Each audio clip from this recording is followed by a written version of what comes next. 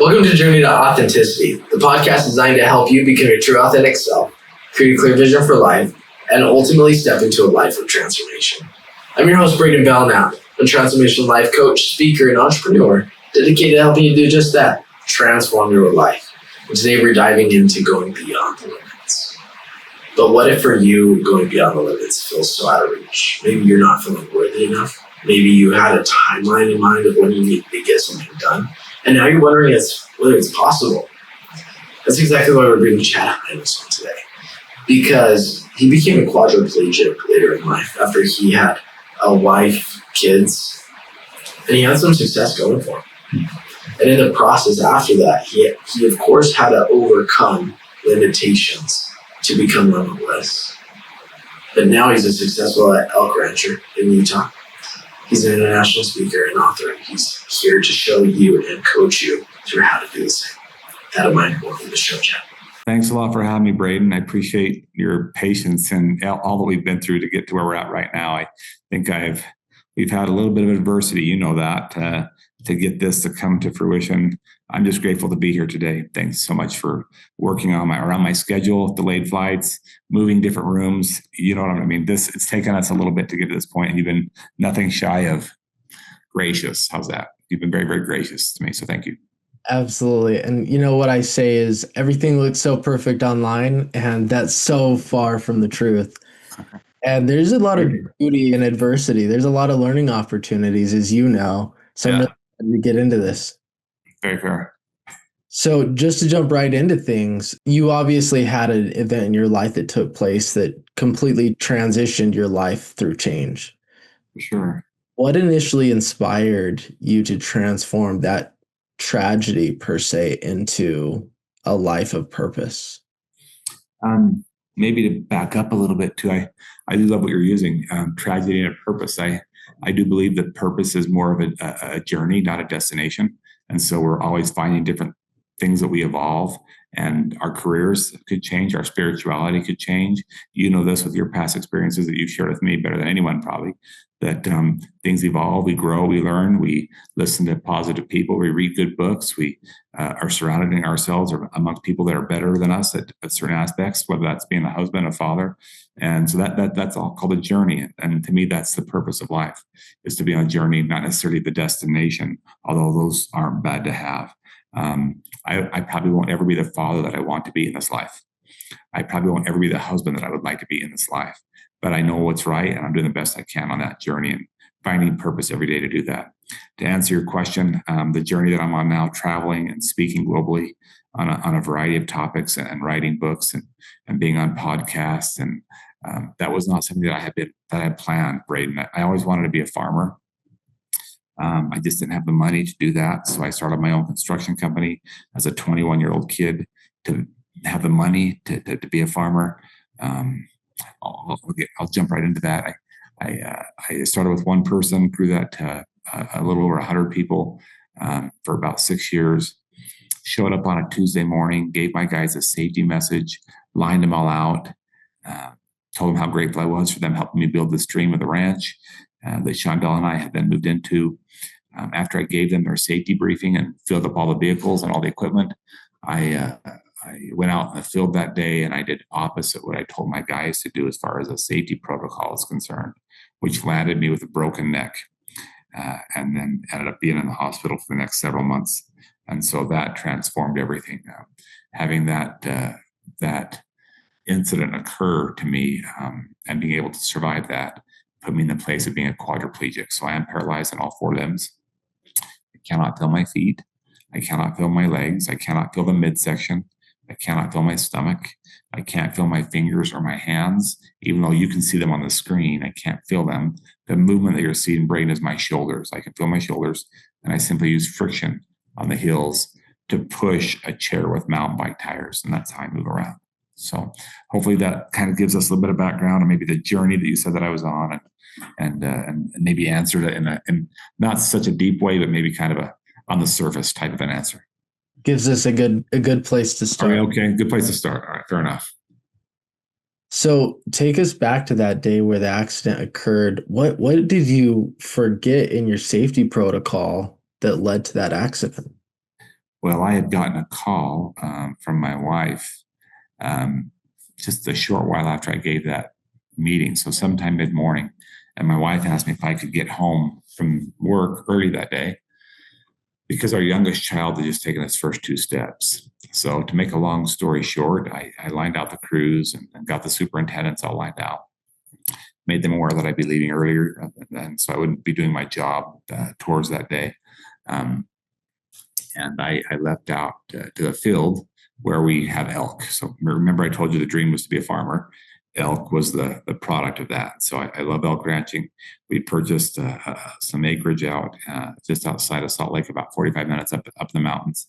And I went and hopped on a piece of equipment that I drive every day. It's called a backhoe. And I loaded up a bale of hay that weighs more than any pickup truck or any vehicle. Put that thing 15 feet in the air to feed the bull elk. And I saw a warning light on my tractor. And the warning light was an indicator that my hydraulics were low. I chose to ignore that warning light. We'll come back to that in a minute. And that bale of hay rolled over backwards on my body, landed on my head, punched into the steering wheel, and that shaft went through my mouth, breaking everything in its path. This has all been redone. Broke the bones in my neck and some ribs and severed the spinal cord. And that's where my new life was to begin. And I got to live through that. Maybe something to go back to that I told you I'd like to go back to is that warning light. I think that's an important piece to talk about. You shared your story with me, kind of some of the ups and downs and the wonderful childhood that you had. And then the darkness that just seemed to overwhelm you and take over your life in a matter of, I'm going to say, as quickly as I broke my neck. That's about how fast it went for you. One night, things are great with the family. The next night, they're not. And it's just a ripple effect into a darkness that you can't seem to pull yourself out of. And eventually you ended up doing that. So commendable to you. I think that's where you and I can relate. I ignored some warning signs of my life. And I think all too often we do that as youth and as adults, and we wonder why we go through tragedy. We know that drugs and alcohol doesn't end us up in a good place, but we don't listen to it. Why?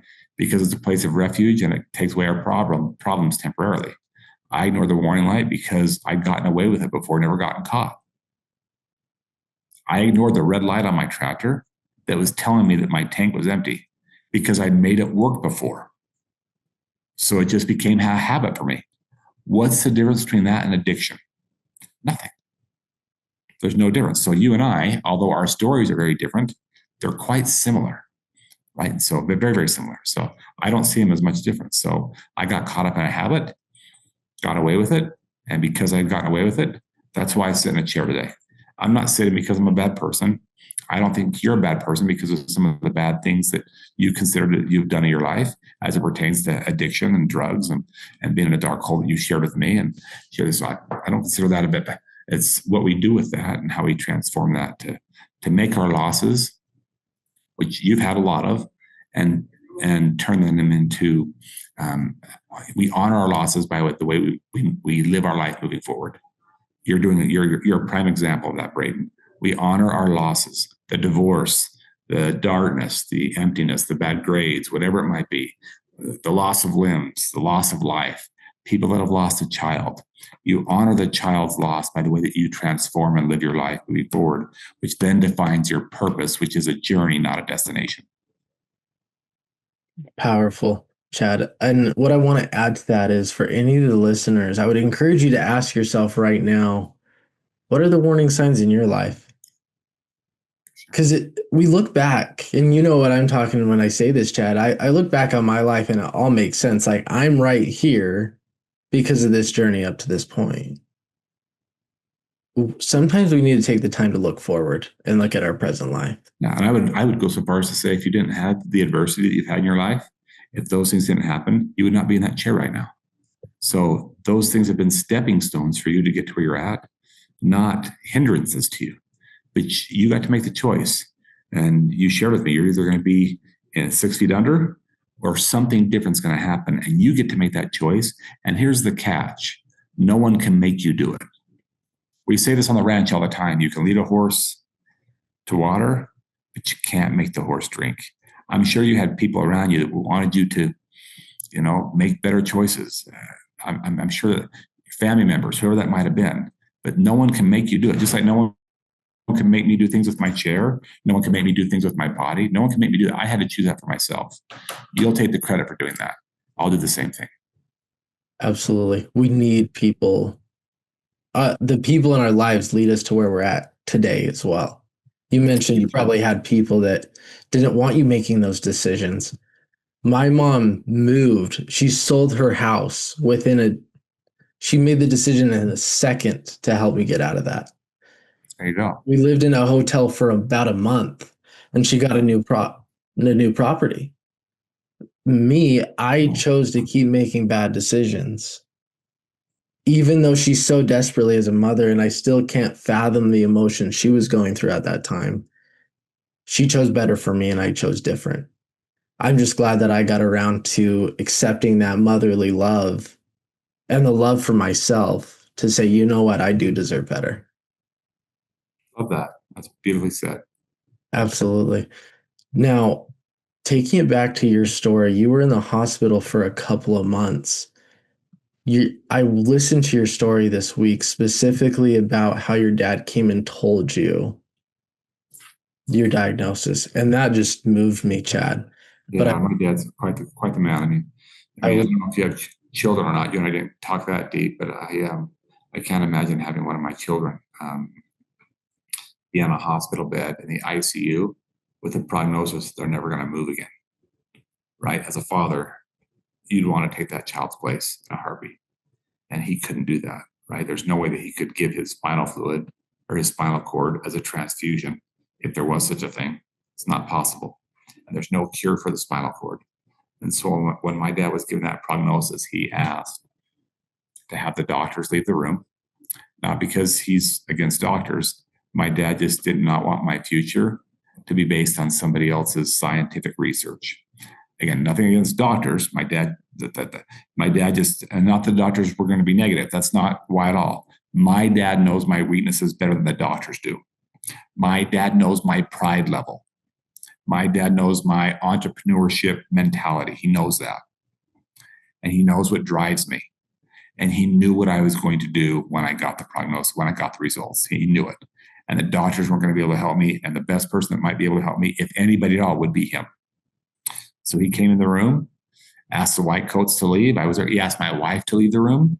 And he straight up just gave it to me with some good news. He started off. He said, I have something cool to share with you. What do you think that was, Braiden? I'll just put you on the spot. What was the good news? If I recall this correctly, it's that you have a really strong neck because it has all that metal in it again. So there you go. Yeah, the neck was stronger now than it was before, and I would never break it again. That was part of what he said, for sure. He kind of cracked a little bit of a joke. He also told me that he wanted me to live my life with a little more intention. In other words, he didn't want me to just go through life breathing air. He called that average. In fact, he said, everybody breathes air. You're not an average person. He says, in fact, son, I've met a lot of people that rob air. They just do nothing more than their job and nothing less. That's called average. And I know that's not your mentality, son. So, son, I'm not going to ask you to breathe air. I'm going to ask you to breathe it with intention. I didn't know what that meant until he told me my air had been taken away from me. So there was a trach in me, and he wanted me to try and work hard to wean myself off of the trach. That took 8 months, by the way. That was tough, but I was able to do that. That took a long time, almost a year. That was a lot of work. But that wasn't the intention he was talking about. My dad wanted me to live a life without just doing this. That's breath work. My dad wanted me to live a life of intention, which is defined by purpose. And what I do, we talked about that a little bit earlier today. Passion for people. I didn't say products. I didn't say products that we sell. I didn't say dreams. Passion for people. And then perspective on the adversity that we face. You and I have talked offline about some of our challenges. Don't give it a big number. If I were to give my challenges a big number, if you were to give your challenges in your past a big number, you'd not be sitting in that chair today. In other words, don't put all your chips on the mistakes that you've made. Only give it enough value to make it a stepping stone for where you can use it as a credibility block to help others progress in their life, which is why you and I are having this podcast. You are now a coach after all of the transformation, all of the diversity, the adversity that you've gone through in your life, those have all been tools and stepping stones to get you to where you're at. And the same probably could be said for me. And without those, I would not be traveling the world today. I would still be riding a horse, farming, in what I thought the definition of a farmer was.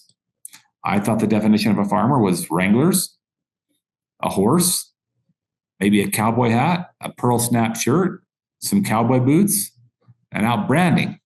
That's what I thought. I also thought that several thousand acres was a pretty good sized farm.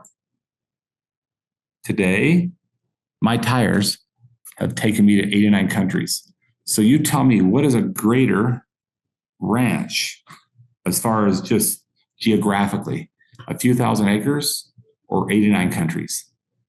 My tires have taken me to more ground than my feet would, or my horse would have ever taken me. So I don't want our listeners today to cut themselves too short or to think too small. I think we rob ourselves by doing that.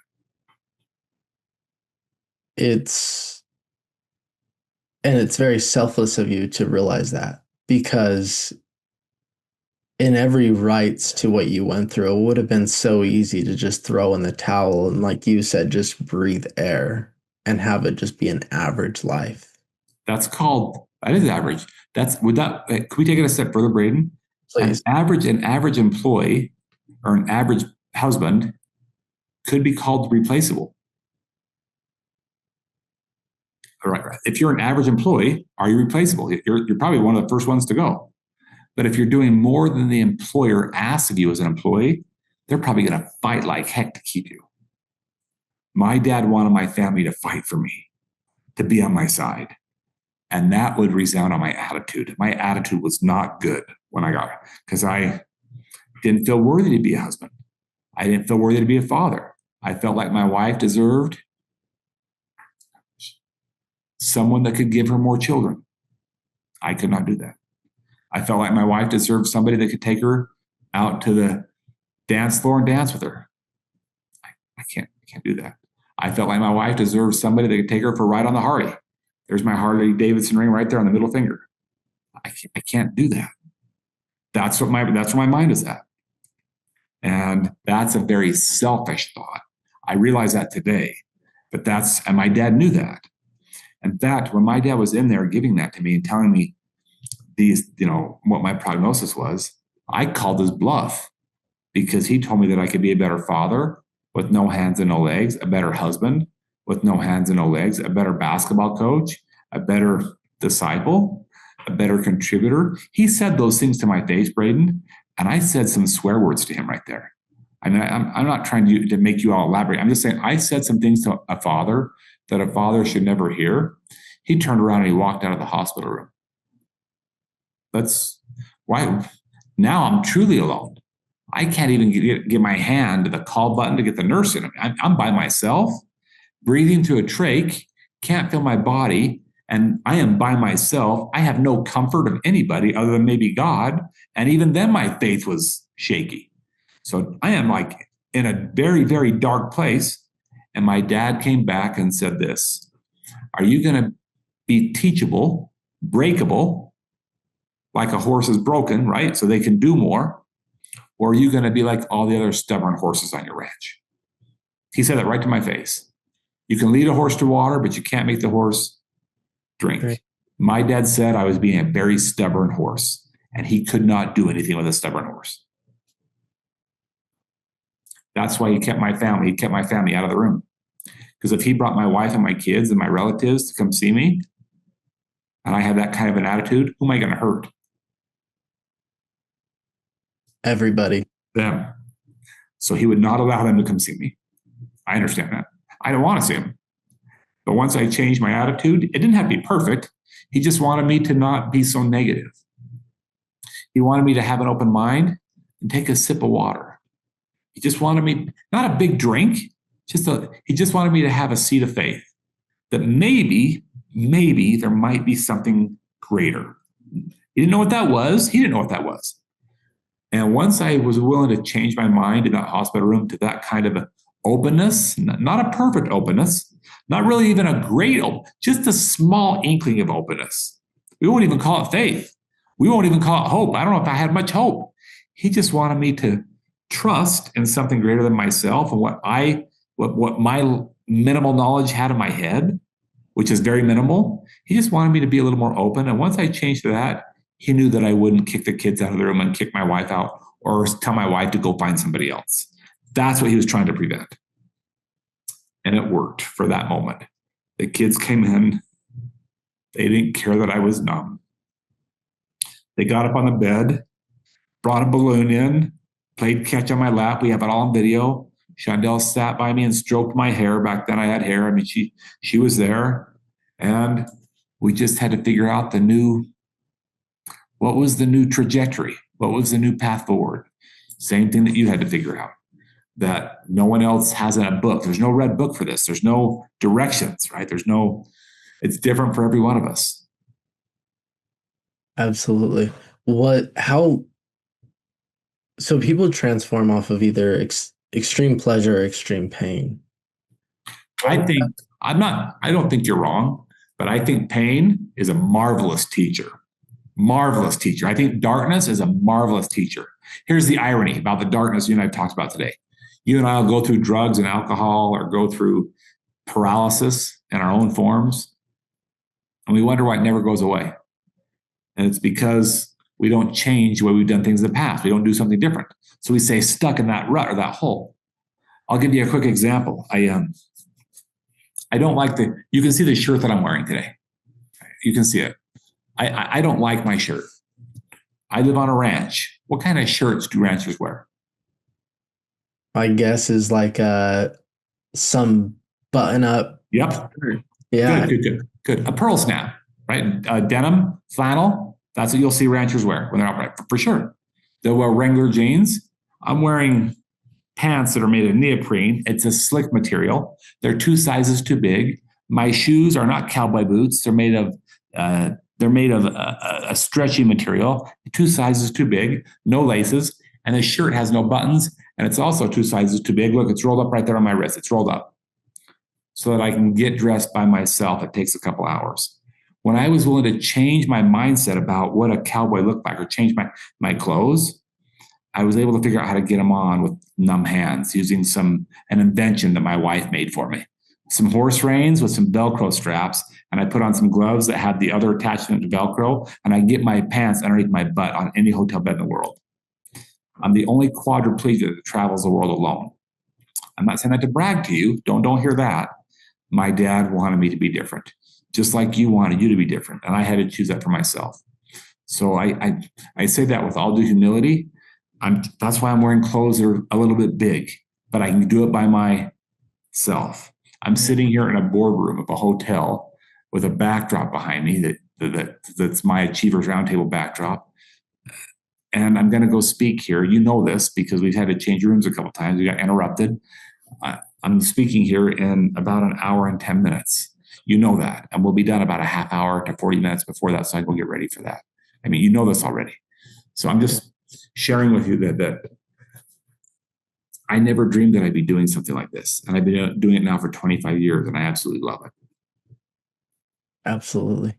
So what I really want to know, and I'm sure these listeners are dying to know, and there may not be any seamless process, but if you had like a step 5 process of how to look back on your life, what were the steps that you took to really maybe not be in a perfect place, but a good place where you started to be proud of? I don't know if I have 5 steps, but I got a couple. Surrender. There's a lot of power in surrendering. It's not a sign of weakness. It's a strength. In other words, your ways doesn't have to be the right ways. My ways don't. Just because I thought that a cowboy looked a certain way doesn't mean it's the only way that a cowboy can look.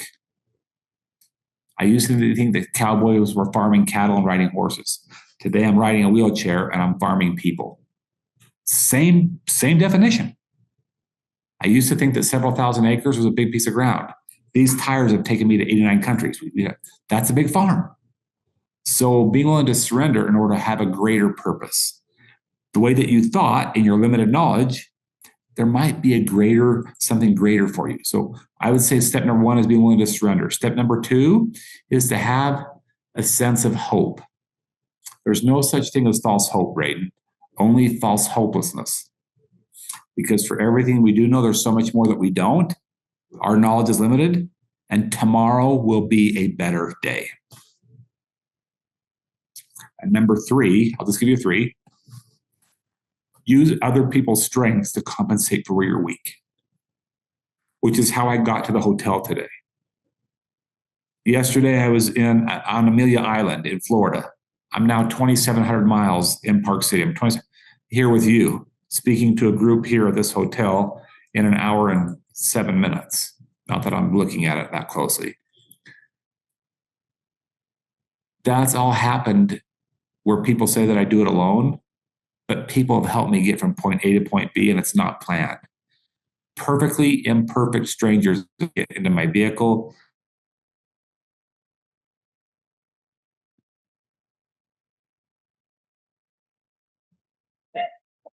To get unloaded, to get my bags in, to have the help that I need today to do that. So we waited for the right help to come along, and now I'm on the podcast with you today. That's what happened. Is that not what happened? That's absolutely what happened. That's what happened, right? So yoke other people's strengths to compensate. And then you saw somebody. I mean, we already started this. The truth is, this podcast didn't start when you started it a few minutes ago. It didn't start. It started about an hour ago, but we had a little bit of diversity. A group came into a room, right? And they apparently had that room that I thought was a private room reserved. So now I'm in the hotel's boardroom. So we started over, did we not? We started this podcast over. So we're going through this a second time today. And thank goodness you look at adversity the same way that I did. And hey, we're just going to make this, we're just going to roll with it. We're going to, so look at, back to your question, what does the roadmap look like? I don't know that it's a roadmap or a book of sorts, but I think there's, you know what? I understand you guys have the room reserved. I'm sorry, I misunderstood. The power in recognizing that there's another right answer, a little bit of hope that I can find another room, which we did. Now I'm in the boardroom, find that hope. And then number 3, somebody else helped me get all my bags into this boardroom. We stayed live. You know, I stayed. You saw it all happening. You heard the verbiage that was talking, but you heard the hotel manager come help me get here. So there's an example right there of how you and I are on this podcast of something that some people might think is small, but it allowed this podcast to take place today by other people's strengths, not because Chad Hymas is some great person. Absolutely. So the first part you mentioned was surrender, right? Yep. Do you feel like that's something that you learned quickly, or you had to develop that muscle in your life over time? It's still happening today. Because there's a lot of times I want to do things by myself and I can't. I mean, it happens every day today. I don't know that I'll ever master surrendering, but I know that's the right thing to do. Sometimes I'll look out the window, Braiden, I'll see my kids playing soccer with their mom. What do I want to do? Go play soccer. Absolutely. So I need to surrender my mind to go do the best that I can do, and more comes through in the process. Otherwise, I'm going to stay stuck in the front room and just watch them behind a piece of glass. But when I go out and laugh with them, more comes through in the process. And my kids now have a memory that Dad's out there watching us doing the best that he can, instead of not seeing Dad because he's hiding behind the glass in the window. Do you see the difference? Same start, 2 different outcomes. Same starting point. I'm in the front room and I have a choice to make. I can surrender and go out and do the best that I can to participate, whether that's like be the goalie because they hurt and they're just kicking the ball and it's hitting my legs, right? And then they don't score on me. I'm the best goalie in the world. Or I sit in the house like this. I just let it fester, right? And it gets darker and darker and darker and darker and more dark. It's like there's no end to the darkness. The abyss, the pit, the darkness is never ending. But when I surrender to what I know is right, even though it's not easy to make that choice, now I've affected somebody else's life. And when I die, what are they going to know? They're going to talk about when I die. Are they going to say, Dad was stubborn and always in his bed and didn't want people around and just was a vegetable? Or are they going to say, Dad came to all of our games? You see how that works? That's a foundational surrender. What came to mind as you were speaking about that, and the way that I use it in my knowledge, is victor versus victim. Yeah. Both of them see the truth. They both see the situation, the good, the bad, the ugly. The difference is that a victim stays stuck. It's a choice. Or the victor sees, you know what, I want to go accomplish this or that. And I'm going to go make it happen. And I want to emphasize the word choice. It is a choice to be a victim or a victor. For sure. Did it take you some time to make the choice to be that present husband, Yeah, father? for sure. Yeah. In fact, I've been in a chair for 25 years. I'm still faced with those choices every day of my life. I'll get home and I'll be a little bit tired, and Shonda will want to have a date night and watch a movie or something.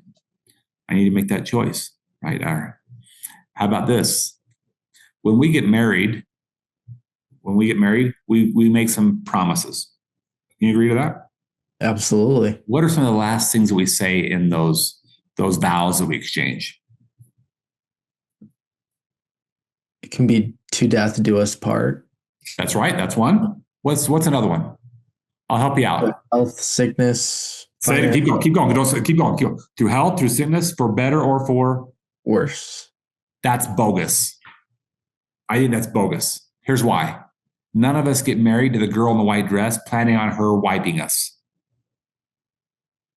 Fair enough? Absolutely. I call it lip service. I did not get married to my wife. I did not get married to her planning on her helping a disabled person shower. That was not part of my thought process when I said those words. None of us plan on that. So it's a process in working. I know what the right answer is: dark through sickness and through health moments. We don't plan on that. So I just want to be clear about that. So that's why surrendering is so powerful. And I don't think it's something that we master perhaps in this lifetime, but it's a work in progress. Absolutely. Now, the next part you mentioned was hope, right? Yeah. I would consider that. When I hear the word hope, I think of God. That's just the way my belief system works personally. Fair enough. You mentioned to me that your faith, when this initially happened, was a struggle. Diminished. Yeah. I was willing to give up everything I'd been taught as a kid. I'm a Christian by nature, or by growing up. I was willing to give up my belief in God, His Son Jesus Christ. I was willing to give up my promises to my wife that I made at our wedding. I was willing to give up my kids. I was willing to give up my marriage. I was willing to give it all up because I have a lot of pride, and I'm not going to live like this. There's no way I'm going to live like this.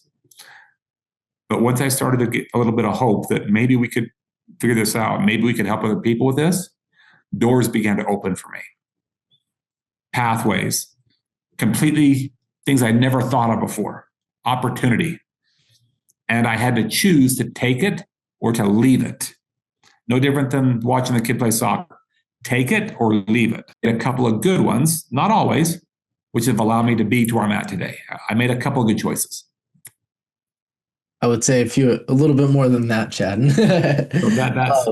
But I'm just saying that I haven't always made the right choice, but I have made enough to get me to where I'm at today. I need to make more good choices. Absolutely. What did that path look like? Right, building that connection back up with God, your faith per se. What did that look like for you when this all happened? Relying on somebody else's faith to get mine back. Yeah, I didn't have it. I had to rely on other people, my family, and their faith and their belief system. And then I had to find it out for myself. So I began to pray again, ask for help, thank Him for what I still had, look at other people's adversity and realize that mine wasn't near as bad. I mean, even today, as we talk about things in the world, there are people that would kill to have a wheelchair and move around. There are people that would kill to have the food I get to have every day. I can tell you that I've never gone hungry in my life, ever. I've never gone hungry. And we have tens of millions of people in other countries and in our country alone that are wondering where they're going to get their next meal from. They have no idea. I would much rather go through this circumstance than not what. I mean, I got food outside here that's waiting for me, that is waiting to be served to me by somebody else. When people can't even get in our own country and in other countries worldwide, if you have food on your table, a roof over your head, you are in the top 0.1% of the richest people in the world. And I've seen that because I've traveled the world. I've been to Cambodia. I've been to Syria. I've been to Jerusalem. I've seen those places. And Jerusalem and Israel, those aren't necessarily third world countries. But I've been to Peru. I've been to Sarasota. I've been to, there's no place that it doesn't exist. There are some countries that are so poverty stricken, it makes you just, when you come across that Atlantic or the Pacific back into your country, you think, why did I get to be born here?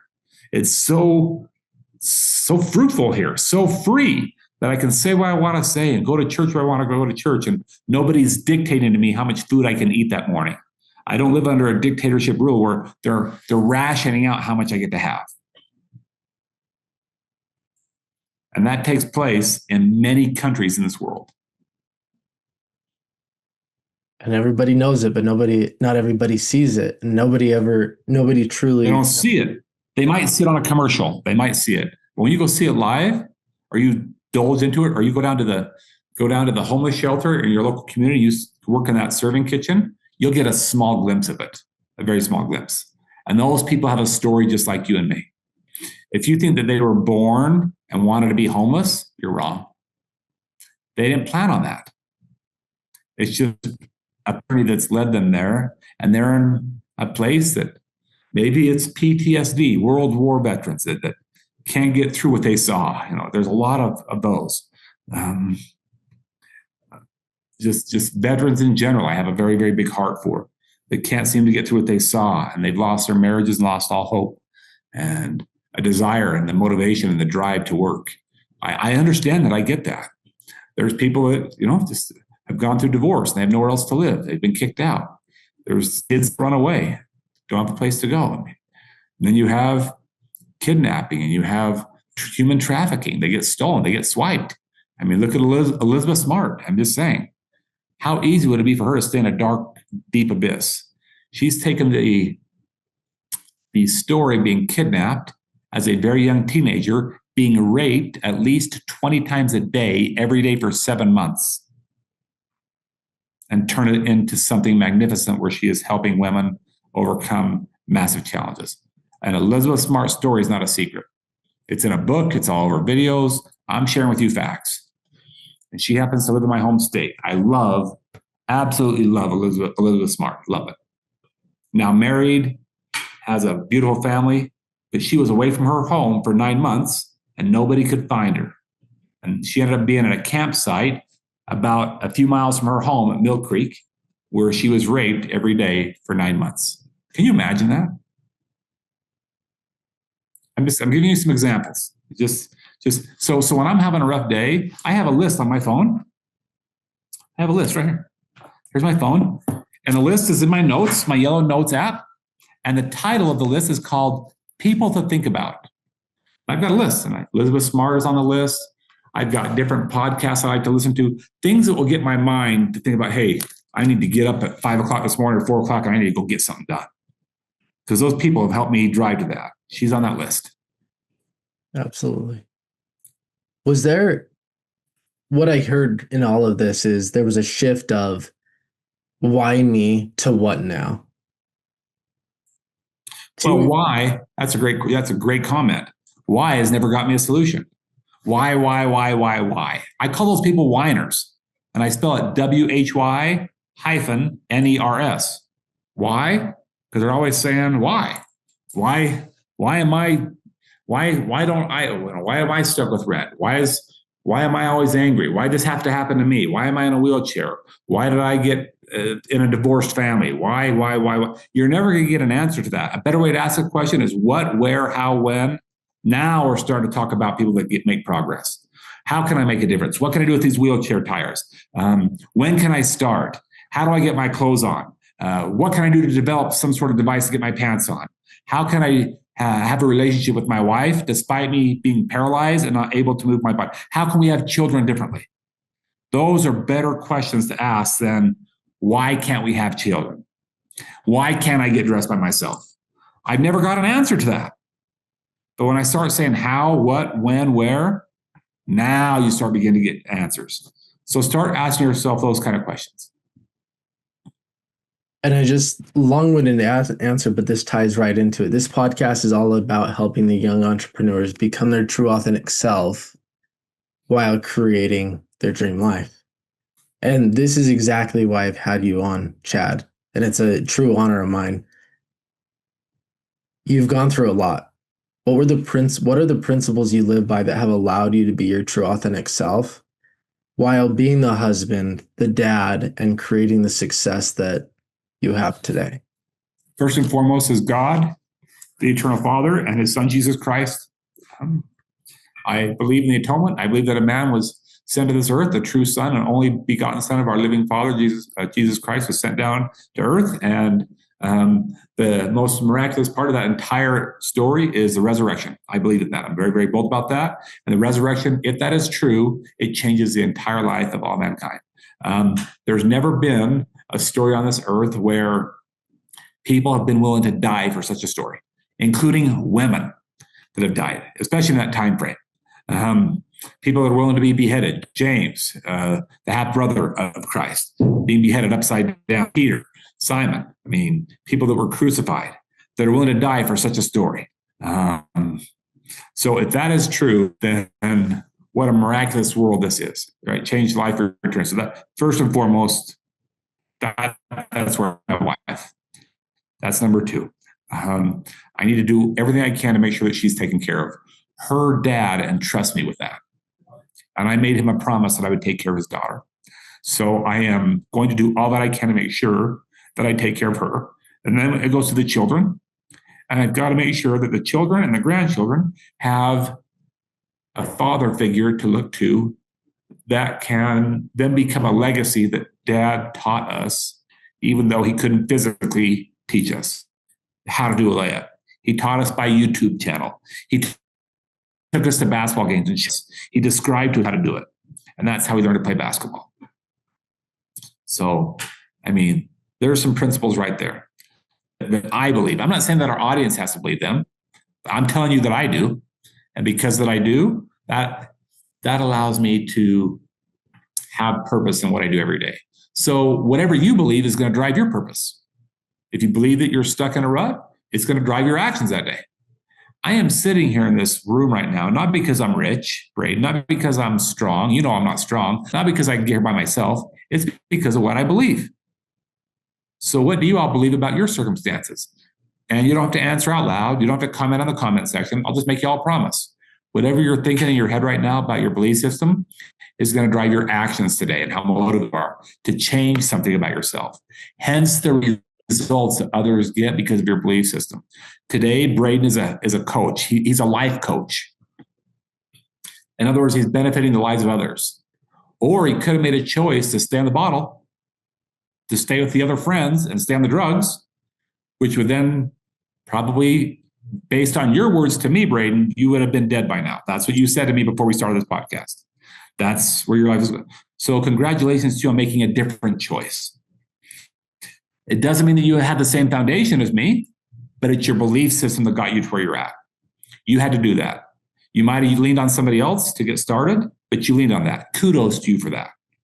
We're no different than anybody else. They have to make the choice to do that, to get help, to receive the help, and then make the choice to take that step to the next step forward, which is no written book. There's no book. You asked me I gave you a couple of principles that have helped me. It doesn't mean that it's the same principles for everybody else, but I hope that it can be.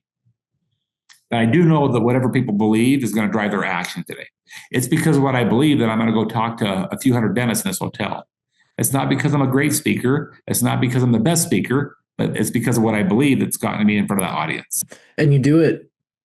You travel this world. You've made a massive impact. So how do you keep your life aligned? You keep moving forward with family, with your work. Yeah. I surround myself with good people and stay true to my core principles, my values.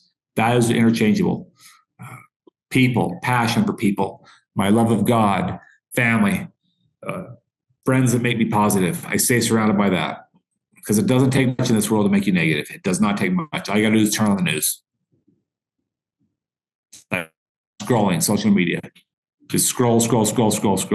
You'll end up getting hooked on something that's not healthy for you. So I'm just saying I need to stay surrounded on good podcasts. On my way up here, I listened to a podcast. On my way driving here to the hotel today, I listened to a very positive podcast. I loved it so much that I sent it to my entire family on my family thread through texting. Saying, hey, headed up to Park City today. I listened to this. It's an amazing story. Hope you all find time to listen. That's what they're going to remember. Dad sent us those positive podcasts. Grandpa sent us those positive podcasts. That's what they'll remember. Absolutely. And your story is continuously being written. So truly, hats off. That's what you're doing. So much.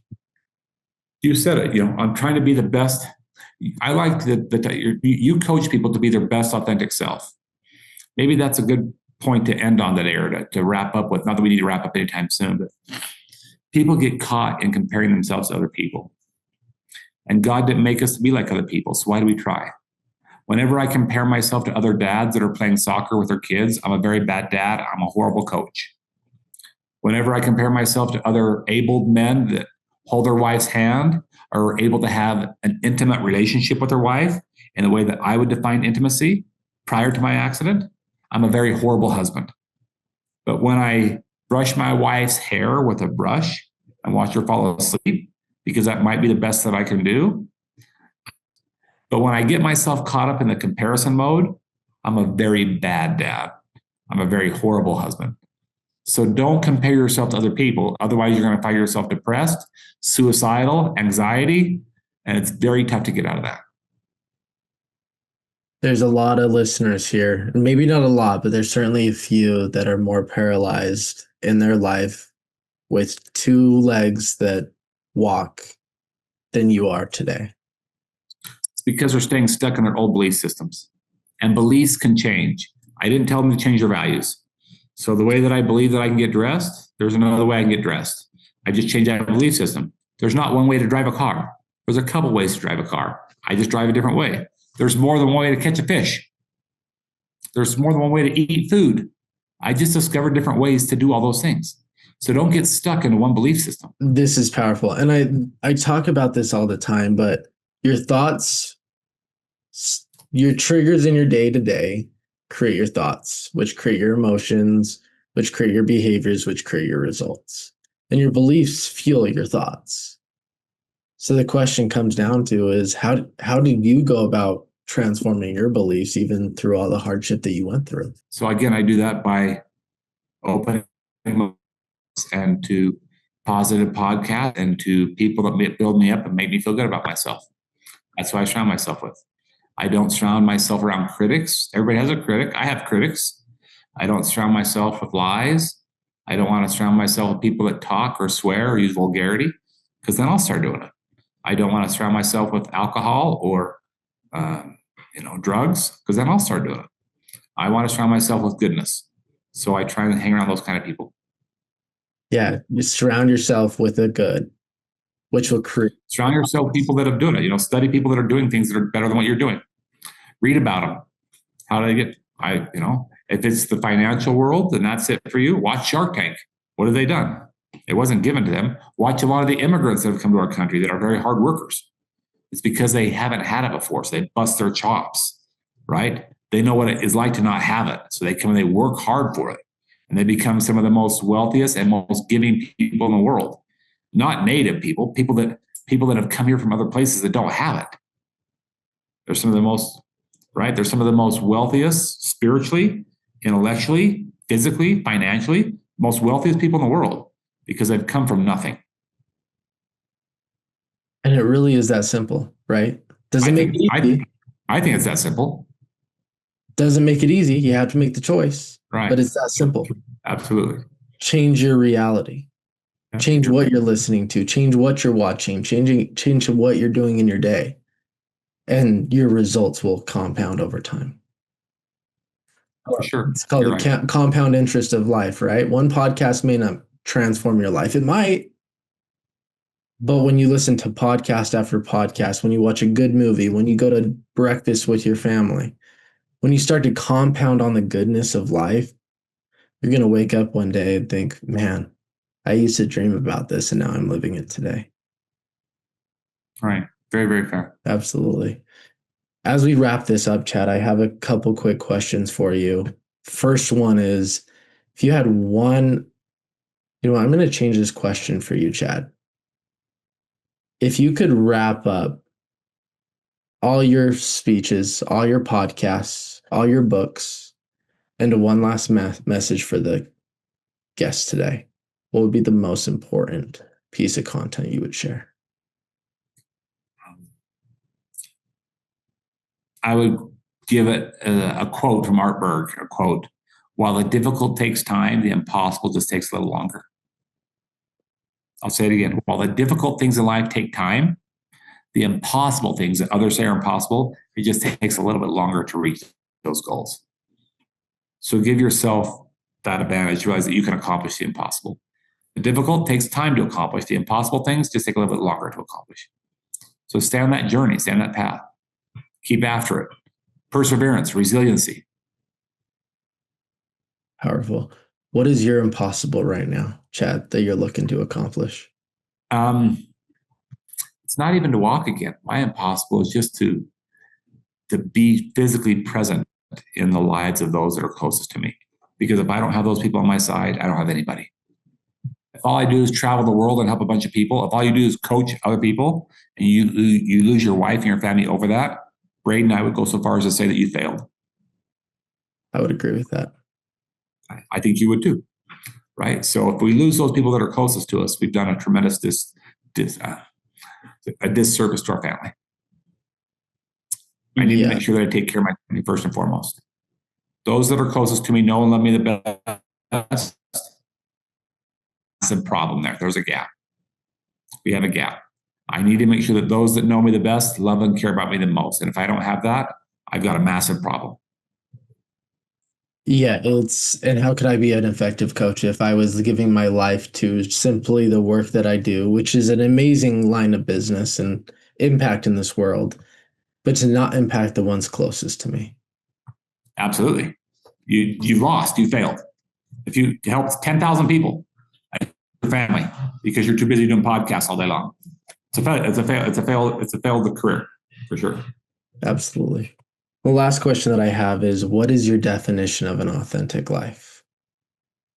Life, lack of comparison. Authentic life is, like you said, being your real self. I would just, no more comparing, none. Do not compare.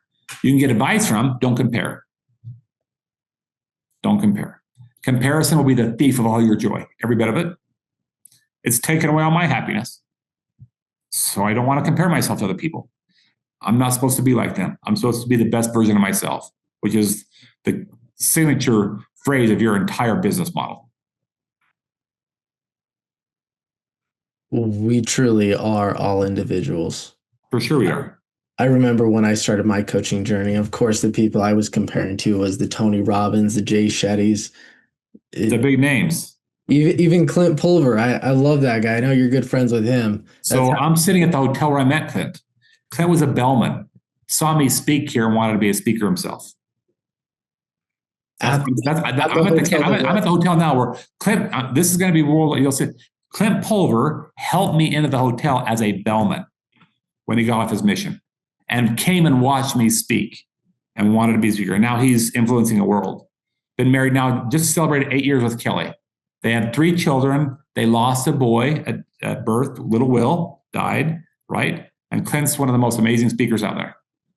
Yeah, one of the most talented, no doubt about that. Yeah. And I will say he is one of the most genuine people, and I'm not just saying this for the show, he's one of the most genuine people that isn't just giving out the message just because, but it's because he's choosing to every single day because he knows he can and he stands by who he is at its core. For sure. I agree with you wholeheartedly. Totally agree. Nevertheless, where I was going with that is I used to compare, and it was always like, how can I ever live up to that? And then I started to look within. And yes, I took the advice from the Tony Robbins and Jay Shettys and Clint Pulvers, and the Chads of the world, but I made it my own. I love that. The moment you start making your work, who you are, your relationships, and the life you live your own, you will never apologize for who you are. Totally agree. That in mind, thank you so much for coming on, Chad. I really do appreciate your time. Braiden, thanks for having me. Thanks for being around this chaotic schedule and making everything work. Starting over again today after we started, we were 25 minutes in, so we had to start all over. You're a stud. Love it. Let's stay in close contact. You got my cell number. Absolutely. Thanks, Chad.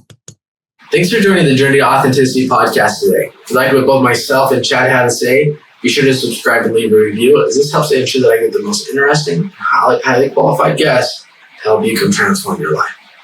Also, why I have you here, we've officially launched the Root and Rising community. Now, this isn't just a community, this is a movement. A movement where me and you jump into coaching together, in group coaching. We bring on podcast guests to come coach you guys. And the best part is we do book club. We do things to make it fun. So if you're ready to truly look within and become the best version of yourself, build amazing relationships, and really go create the life that you desire, we would love to have you with the link below. Have a good rest of your day, everybody.